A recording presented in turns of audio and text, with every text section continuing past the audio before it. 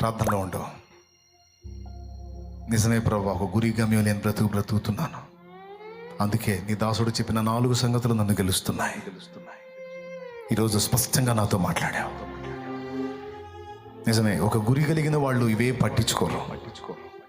వాళ్ళు ఆ గురిని సాధించే విధంగా ముందుకెళ్ళిపోతారు. సమస్యలు వారిని ఆపలేవు. మనుషుల ప్రేమలు దొరకలేదన్న వేదన వాళ్ళని ముట్టదు. దురాలోచనలు వారికి రావు, ఎందుకంటే అంత టైం వారి ఇవ్వరు. రెండవది, బ్రతుకు మీద విరక్తి అన్న మాటే వాళ్ళ డిక్షనరీలో లేదు. దేవా నిజమే, అసలు ఇవన్నీ ఎందుకు వస్తున్నాయి? దీనికి మూలం ఏంటి అంటే ఈరోజు స్పష్టంగా అర్థమైంది, గురి లేకపోవటమే అని. తప్పుడు ఆలోచనలు ఎందుకు వస్తున్నాయి? బ్రతుకు మీద విరక్తి ఎందుకు పుడుతుంది? మనుషులతో వ్యాజ్యాలు ఎందుకు వస్తున్నాయి? సమస్యలను గురించిన భయం ఎందుకు కలుగుతుందంటే స్పష్టమైన గురి లేని జీవితం వల్లనే. ఈరోజు నాకు అర్థమైంది.